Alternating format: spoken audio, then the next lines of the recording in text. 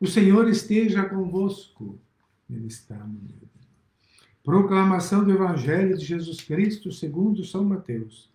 Glória a vós, Senhor. Meus lábios e no meu coração. Naquele tempo, vendo uma multidão ao seu redor, Jesus mandou passar para a outra margem do lago. Então, um mestre da lei aproximou-se e disse: Mestre, eu te seguirei aonde quer que tu vás. Jesus respondeu: As raposas têm suas tocas e as aves dos céus têm seus ninhos, mas o Filho do Homem não tem onde reclinar a cabeça. Um outro dos discípulos disse a Jesus: Senhor, permite-me que primeiro eu vá sepultar meu pai. Mas Jesus lhe respondeu: Segue-me e deixa que os mortos sepultem os seus mortos. Palavra da salvação. Glória a vós, Senhor.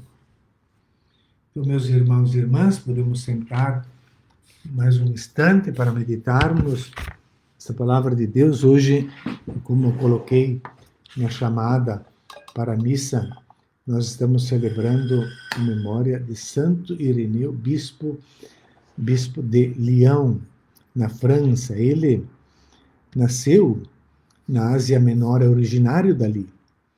E então esteve em contato na Ásia Menor, essa região, subindo a Terra Santa, a Palestina, e ali indo mais para o nordeste temos o Mar Negro, e toda essa região aqui em cima é a Ásia Menor, que fica separada pelo Bósforo, separada da Europa.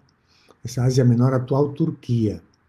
E ali na Turquia, a cidade de Esmirna, tinha o bispo Policarpo, um grande bispo, santo homem que foi discípulo de João Evangelista, né?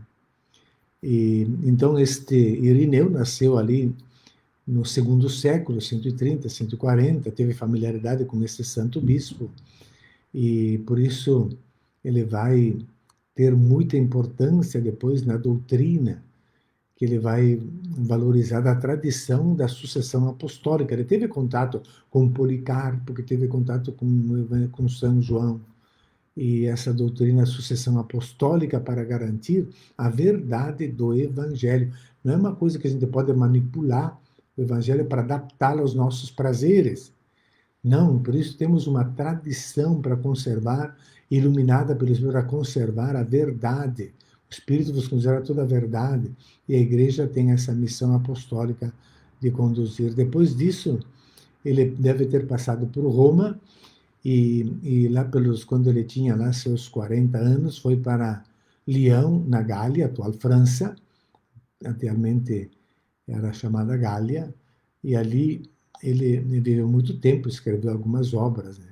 A Igreja de Lyon depois o envia para Roma, onde tinha um bispo Eleutério, e com uma carta dos mártires de Lyon, no bilhete de apresentação, ele é apresentado como presbítero. Mas naquele tempo a gente não havia muita distinção entre presbítero e bispo. Isso a gente percebe também nas cartas pastorais de Paulo, Timóteo e Tito. Você vê que tem uma similaridade nesses termos. Não temos uma definição distinta como nós temos hoje, o que veio depois para a Igreja, né? E, seja de qualquer maneira, ele torna-se sucessor de Potino. O episcopado romano de Vítor, ele pede a esse paciência e compreensão sobre a questão da data da Páscoa, a famosa data da Páscoa, a estabelecer a idade. Estamos a nem 150 anos da Páscoa do Senhor, e a questão de estabelecer essa data, que hoje nós temos muita probabilidade, uma certeza absoluta, ninguém pode ter sobre em que ano realmente foi a Páscoa do Senhor. Tudo indica, a maior parte dos cientistas e dos exegetas do mundo é no ano 30, mas podia ser no ano 33 também, remotamente pensando. Ele tem duas obras famosas contra as heresias, e em vista da refutação e desmascarar a gnose. A gnose é uma doutrina que pervade todos os caminhos, né? Ela é influenciada pelo pensamento grego, ela é um pensamento dualista, bem ou mal, dois princípios, e pelo conhecimento a pessoa se salva, né? E é uma doutrina perniciosa, também hoje. Então, quantos padres pensam, basta saber, decora as coisas e a pessoa se salva pelo conhecimento. É preciso conhecimento, mas não é o conhecimento, é a graça de Deus que nos salva.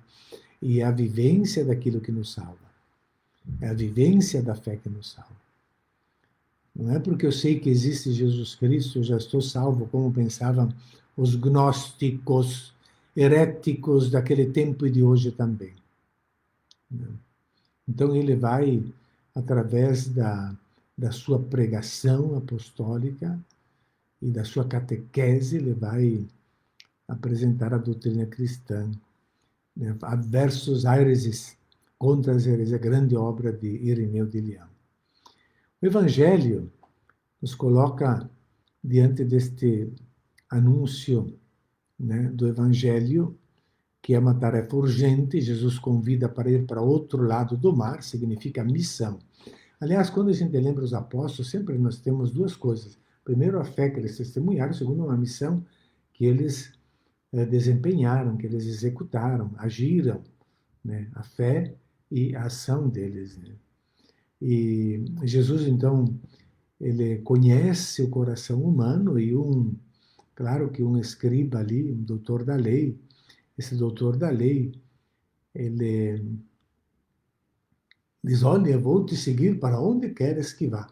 É claro que às vezes nós, no entusiasmo, no primeiro contato, no primeiro amor, sonhamos com coisas, fazemos grandes propósitos e que depois nem sempre somos capazes de cumprir, é um pouco o entusiasmo.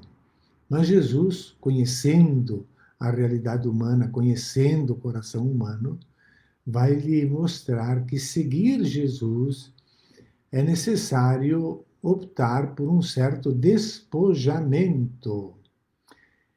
É preciso viver sem muitos apegos a lugares, a posses, né?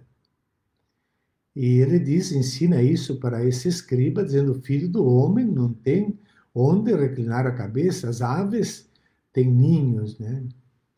Mas o filho do homem não tem. E então esse já desistiu do seguimento de Jesus diante de uma dificuldade que Jesus já mostrou de antemão que ele deveria ter capacidade de enfrentar. Formação é para isso, né? Não é para engrandecer ou inchar a egolatria das pessoas, para se sentir, não, é para ver se são capazes de servir, se despojar, trabalhar em comunidades pobres, como muitos missionários, milhares nesse país, né? Ser capaz até de passar fome, não uma opção por outros prazeres da vida. Então, esse já desistiu diante disso. Uma segunda pessoa, neste Evangelho de Mateus, para a missão, vamos para o outro lado do lago, é dizer, vamos para os pagãos, vamos para o fim do mundo, né? É um discípulo, mas ele pede que esse discípulo, que parecia estar disposto a seguir Jesus, né? Mas ele pede ali uma trégua, não, mas quem sabe eu vou depois que eu enterrar meus pais, deixa primeiro enterrar meus pais. Quando meus pais falecerem, primeiro eu vou cuidar da minha família, depois eu te seguirei, Jesus. Errado. Jesus a gente segue na família, com a família. Quantos casados dão exemplo de amor, de testemunho para nós celibatários? Quantos casais que vivem a fé, que amam a Deus, que partilham as coisas, que cuidam uns dos outros, cuidam dos pobres e trazem para as comunidades o alimento que vai ser repartido. São casais, são leigos, né, que fazem isso, né? Quantos casais fazem isso, né? Mas aqui diz cuidar dos pais, cuidar da família, que é uma grande obra de misericórdia. Basta ler o livro de Tobias, que algumas semanas atrás foi lido na primeira leitura da missa, belíssimo livro, é um romancezinho, podem lê-lo, né? E também essa virtude de sepultar os mortos. Mas aqui, sepelir os pais, isso é primeiro sepultar meus pais, está ali dentro dessa expressão, está o cuidado necessário enquanto eles estão vivos, que é uma obra grandiosa, cuidar dos pais. Tanto que temos de 10 mandamentos, um mandamento para isso. Mas então não é que deve descuidar ou abandonar, né? Engloba tudo isso. É a questão do despojamento de si para seguir Jesus. É claro que cuidando dos pais, a pessoa pode estar seguindo Jesus muito mais do que um outro que vai atrás de uma vida de liberdade, simplesmente, né? Então, Jesus lhe responde, acentuando a urgência. É urgente que a pessoa não pode ficar esperando ou encontrando desculpa. Sim, eu vou, mas depois, mas não agora. Eu quero me converter, mas não agora. Eu vou seguir, mas não agora, né? Não é isso. Tem uma certa urgência. Se é algo importante na nossa vida, não podemos ficar adiando, né? Trata-se também de entregar-se por inteiro, de imediato, à causa de Jesus e do Evangelho. Então, para seguir, é claro, devemos estar dispostos a abandonar algumas atividades. Eu não posso querer ser padre para ser tal coisa ou outra coisa e tendo objetivo a outra coisa, né? E mesmo que essas outras coisas sejam boas e meritórias, nobres, elas podem tornar-se um obstáculo. Vamos pedir então a Jesus que revela a necessidade de abandonar certas seguranças. Todos nós, também como casais, né? Os casados, e de modo particular o clero, né? Abandonar seguranças deste mundo e viver pobremente, porque